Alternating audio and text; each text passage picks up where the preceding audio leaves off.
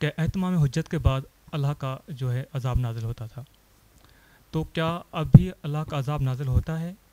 کیا یہ سانحہ منع ہے، یا جو کرین گری تھی، یا کوئی زلزلے آتے ہیں، تو کہ اللہ کے عذاب کی شکل ہے، یا یہ بندوں کے جو ہے وہ جو تدابیر ہیں وہ نا کافی ہیں، اس وجہ سے عذاب آتا ہے؟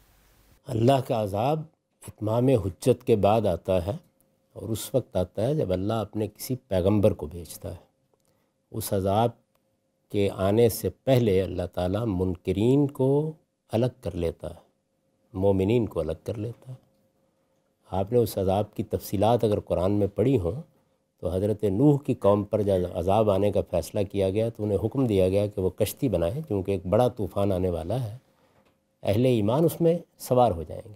اس عذاب میں یہ نہیں ہوتا کہ وہ آیا اور معلوم ہوا کہ کوئی جلیل القدر عالم بھی نیچے آ کے ختم ہو گیا، کوئی بڑا مومن بھی نیچے آ کے ختم ہو گیا۔ اللہ کا عذاب یہ ہے، یہ عذاب رسول اللہ صلی اللہ علیہ وسلم کے بعد اب قیامت تک نہیں آئے گا، آ ہی نہیں سکتا، اس لیے کہ اللہ تعالیٰ نے یہ بتا دیا ہے کہ ما کننا معذبین حتی نبعث رسولا، ہم کبھی عذاب دنیا میں نہیں دیتے جب تک کہ ایک رسول کو بھیج کر قوم کو اچھی طرح خبردار نہ کر دیں۔ اس کا قانون یہی ہے، یہ بیان کر دیا گیا ہے۔ تو اب چونکہ رسالت نبوت ختم ہو گئی، کسی نبی اور رسول کے آنے کا سوال نہیں ہے، تو اب کوئی عذاب بھی نہیں آئے گا۔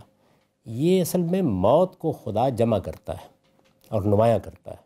دیکھیے موت روز آ رہی ہے۔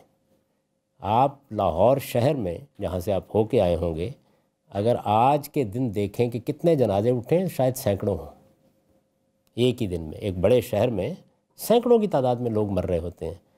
جس جگہ موت واقع ہوتی ہے وہاں لوگوں کو خدا یاد آ جاتا ہے تھوڑی دیر کے لیے، لیکن وہ باقیوں تک نہیں پہنچتی۔ تو یہ جو موت ہے اس کو اللہ تعالیٰ کسی زلزلے کی صورت میں، کسی حادثے کی صورت میں ایک جگہ اکٹھا کر دیتے ہیں، اب وہ ایک عالمی واقعہ بن جاتا ہے۔